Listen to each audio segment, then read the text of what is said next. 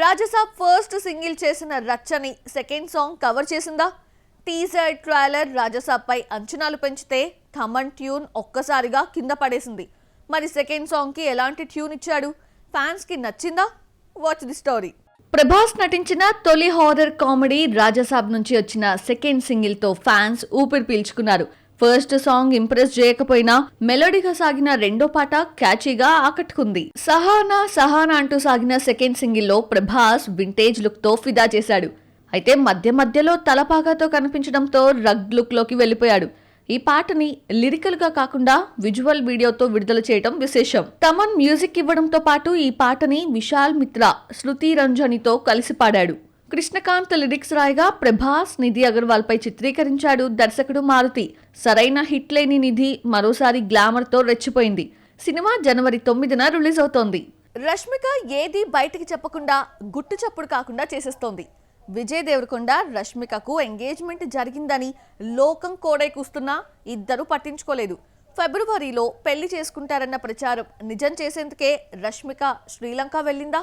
Bachelor party పేరుతో friends తో కలిసి ఎంజాయ్ చేసిందా? Watch the story.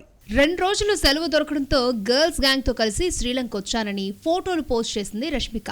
ఎంత బిజీగా ఉన్నా ఇంతకాలం 2 రోజులు ఖాళీ దొరకలేదా? మరి దొరికితే ఫ్రెండ్స్ తో ఎందుకు రాలేదు? ఇప్పుడు ఎందుకు వచ్చింది అంటున్నారు నెటిజన్లో. ఫిబ్రవరిలో విజయ్ తో 7 అడుగులు నడవడంతో గర్ల్స్ గ్యాంగ్ కి బ్యాచిలర్ పార్టీ ఇచ్చిందంటూ ఫ్యాన్సే కామెంట్లు చేస్తున్నారు. శ్రీలంక జ్ఞాపకాలను రష్మిక సోషల్ మీడియాలో పంచుకుంది. ఈమెతో పాటు మరొక హీరోయిన్ వర్షా బుల్లమ్మ, కాస్ట్యూమ్ డిజైనర్ శ్రావ్య వర్మతో మరికొందరు శ్రీలంక ట్రిప్కి వెళ్లారు. బీచ్ రిసార్ట్స్ లో చిల్ అవుతూ కనిపించారు. బెస్ట్ ఫ్రెండ్స్ కొంతమంది మిస్ అయ్యారని రాసుకొచ్చింది రష్మిక ఫిబ్రవరిలో విజయ్ దేవరకొండను పెళ్లాడే ఛాన్స్ లేకపోలేదు. ఎంగేజ్మెంట్ తర్వాత కొత్త సినిమా ఒక్కటి ఒప్పుకోలేదు. ముందే ఓకే చేస్తున్న Hindi movie Cocktail 2 lady oriented movie Mysaa మాత్రమే చేతిలో ఉంది. పెళ్లినాటికి 2 సినిమాలు పూర్తి చేయాలన్న ఆలోచనలో రష్మిక ఉందట. కొత్త సినిమాలకు గ్రీన్ సిగ్నల్ ఇవ్వొద్దని డిసైడ్ కావడంతో ఈ స్టార్ హీరోయిన్ చేతిలో క్రేజీ ప్రాజెక్టులు లేవు. అల్లు అర్జున్ సీక్వెల్స్ వెంటాడుతున్నాయి. పుష్పను ఏ ముహూర్తాన మొదలు పెట్టాడో గానీ ప్రస్తుతం నటిస్తోన్న అట్లీ మూవీ కూడా 2 పార్ట్స్ గా రూపొందుతోందట. మేకర్స్ ఇంకా ప్రకటించకపోయినా కథని 2 పార్ట్స్ గా డివైడ్ చేసి షూటింగ్ చేస్తున్నారు అని తెలిసింది. ఆ విశేషాలు మీకోసం. పుష్ప 2 తర్వాత అల్లు అర్జున్ అట్లీ డైరెక్షన్ లో నటిస్తున్నాడు. షూటింగ్ శరవేగంగా సాగుతోంది. 800 కోట్ల బడ్జెట్ తో సన్ పిక్చర్స్ ఈ సినిమా నిర్మిస్తోంది. దీపికా పదుకునే, మృణాల్ ఠాకూర్ ఎంపిక కాగా మరో హీరోయిన్ గా జాన్వీ పేరు వినిపిస్తోంది. సినిమా 2026 డిసెంబర్లో లేదంటే 2027 సమ్మర్లో రిలీజ్ కు సన్నాహాలు చేస్తున్నారు. ఆ తర్వాత బన్నీ బయటకు రాకుండా దీని సీక్వెల్ గురించి ఆలోచిస్తాడు. ఇంతవరకు మేకర్స్ ప్రకటించకపోయినా సినిమా 2 పార్టులుగా రూపొందుతోంది. పుష్ప సీన్ మరోసారి రిపీట్ అయింది. పెద్ద కథ కావడంతో అట్లీ ఈ మూవీని కూడా 2 పార్టులుగా తీస్తున్నాడు. అయితే ఫస్ట్ పార్ట్ లో వచ్చే సన్నివేశాలను ముందుగా తీసి ఆ తర్వాత రెండో పార్ట్ షూటింగ్ పై కాన్సంట్రేషన్ చేస్తారు. సైన్స్ ఫిక్షన్ గా రూపొందుతోన్న ఈ సినిమాకు సాయి అభ్యంకర్ మ్యూజిక్ ఇస్తున్నాడు. పుష్ప 2తో 5 ఏళ్లు గడిపేసిన అల్లు అర్జున్ సెట్స్ పై ఉన్న సినిమా 2 పార్టుల కోసం ఇంకో 4-5 ఏళ్లు గడిపేస్తాడు. ఆ తర్వాత కొత్త సినిమా గురించి ఆలోచిస్తాడు. తమిళ దర్శకుడు నెల్సన్, లోకేష్ కనగరాజ్ చెప్పిన కథలను విన్నా ఫైనల్ చేయలేదు. ఈ సైన్స్ ఫిక్షన్ మూవీ 2 పార్టులుగా పూర్తి చేసి పుష్ప 3ని లైన్ లో పెడతాడేమో చూడాలి. మరి జంధ్యాల ఈవీవి సత్యనారాయణ ఇన్స్పిరేషన్ అని చెప్పే అనిల్ రావిపూడి వాళ్ళనే గురువులుగా భావిస్తాడు. చిరంజీవితో తీస్తున్న మనశంకర వరప్రసాద్ కోసం ఈవీవి ఫార్ములాని ఫాలో అవుతున్నాడు. చిరంజీవి, వెంకటేష్ కలిసి నటిస్తున్న సినిమా కావడంతో హైప్ కూడా పెరిగిపోయింది. మరి దీన్ని అందుకునేందుకు ఈవీవి స్ట్రాటజీని ఏ విషయంలో అనిల్ అనుసరిస్తున్నాడో చూసేద్దామా? చిరంజీవి, నయనతార జంటగా ఫ్యామిలీ ఎంటర్టైనర్ గా రూపొందుతున్న మనశంకర వరప్రసాద్ షూటింగ్ పూర్తయింది. 12న సంక్రాంతికి రిలీజ్ కు ముస్తాబోతోంది. ఇందులో వెంకటేష్ 20 నిమిషాల పాటు స్క్రీన్ పంచుకోనున్నాడు. ఈ ఇద్దరిపై ఓ పాటను కూడా షూట్ చేశారు. 80-90లో వీరిద్దరి సూపర్ హిట్ సాంగ్స్ ను రీమిక్స్ గా చిత్రీకరించారని తెలిసిందే. మెగా విక్టరీ ఫ్యాన్స్ కే కాదు అందరి అభిమానులకు కిక్ ఎక్కిచ్చేలా పాత పాటలను రీమిక్స్ చేసినట్టుగా సమాచారం. ఈవీవి ఇదే ఫార్ములాతో ఆకట్టుకున్నాడు. ఆయనకు శిష్యుడు కాని శిష్యుడు అనిల్ కూడా ఇదే దారిలో నడిచాడు. చిరంజీవి క్లాసిక్ సాంగ్స్ రీమిక్స్ లో రామ్ చరణ్, సాయి ధరమ్ తేజ్ ఆడిపాడారు. మెగా హీరోలే కాకుండా యంగ్ హీరోలు కూడా మెగా రీమిక్స్ సాంగ్స్ కు డాన్స్ చేశారు. మరి మనశంకర వరప్రసాదులు, చిరు, వెంకీ వాళ్ల పాటలకు వాళ్లే డాన్స్ చేస్తారా, లేదంటే ఒకరి పాటలకు మరొకరు ఆడి పాడతారో చూడాలి. మొత్తానికి ఇది పాత ఫార్ములానే అయినా కొత్తగా ముందుకు తీసుకొస్తున్నాడు అనిల్. ఎవరి కెరియర్ లో అయినా ఫ్లాపులు, హిట్స్ కామనే. కింద పడినా లేచి నిలబడడానికి ప్రయత్నం చేయాలి. కానీ ఓ హీరో మాత్రం కింద పడినా హిట్ తో నిలబడాలనుకోవటం లేదు. ఏ సినిమా చేసినా ఫ్లాపే అన్న ముద్ర పడినా ఆ హీరో ఎవరో చూద్దామా? రామ్ తన 18 ఏళ్ల కెరియర్లో 20 సినిమాలే చేశాడు. డెడ్ స్లోగా వెళ్తున్న కెరియర్ ను స్పీడ్ చేద్దామనుకునే లోపే ఫ్లాప్ పడుతోంది. ఈ ఎనర్జెటిక్ హీరో కెరియర్ లో హిట్స్ అంటే దేవదాస్, రడి, కందిరిగా, ఇస్మార్ట్ శంకర్ వంటి 4-5 హిట్స్ మాత్రమే గుర్తుకొస్తాయి. బాక్స్ ఆఫీస్ వద్ద లెక్క తప్పినా వరుస ఫ్లాపుల రికార్డును క్రియేట్ చేస్తున్నాడు రామ్. ఇస్మార్ట్ శంకర్ హిట్ తర్వాత రామ్ సక్సెస్ చూడలేదు. రెడ్, వారియర్, స్కంద ఫ్లాప్ అయ్యాయి. డబుల్ ఇస్మార్ట్ తో కంబ్యాక్ అవుతాడు అనుకుంటే డిజాస్టర్ అయ్యిందే. సినిమాను వరల్డ్ వైడ్ థియేట్రికల్ రైట్స్ ను 41 కోట్లకు అమ్మితే 10 కోట్లు మాత్రమే వచ్చింది. ఆ మధ్య వచ్చిన లవ్ స్టోరీ, ఆంధ్ర కింగ్ తాలూకా పరిస్థితి కూడా అంతే. బాక్సాఫీస్ వద్ద జాతకం ఏమాత్రం మారలేదు. ఇస్మార్ట్ శంకర్ హిట్ తర్వాత క్యూట్ బాయ్ రామ్ కాస్త రఫ్ లుక్ లోకి వెళ్లిపోయాడు.